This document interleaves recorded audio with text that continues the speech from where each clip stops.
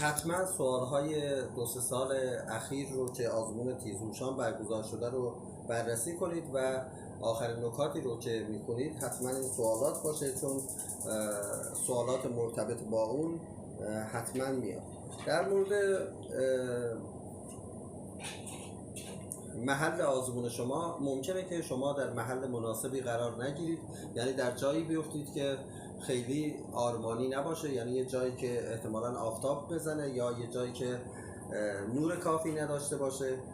و یا اینکه جلوی در بیفتید، آخر صندلی آخر اتاق بیفتید یا تو سالن یا هر جایی باشید که خیلی مناسب نباشه، ولی اینها رو منفی تعبیر نکنید و سعی کنید که تمرکز و حواستون روی آزمون باشه. تغذیه‌ای که ما باید شب قبل از امتحان و یا روز امتحان داشته باشیم اینه که در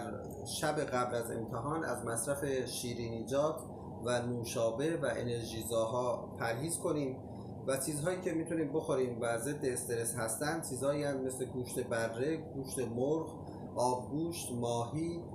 و تن ماهی، شیر، لبنیات و پسته و بادام زمینی و اینجور چیزها که غذاهای سالمی هستن میتونه به گسترش آرامش ما کمک بکنه. در کل آزمون فردا هم یکی از آزمونهای مهم زندگی شماست. سعی کنید که در این آزمون عملکرد مناسب و بهترین عملکرد خودتون رو نشون بدید و مطمئناً افرادی که تلاش کردند در این آزمون موفق خواهند شد و حتما تمام تمرکز و انرژی خودتون رو روی آزمون بذارید که بتونید در حد توانایی خودتون عمل کنید.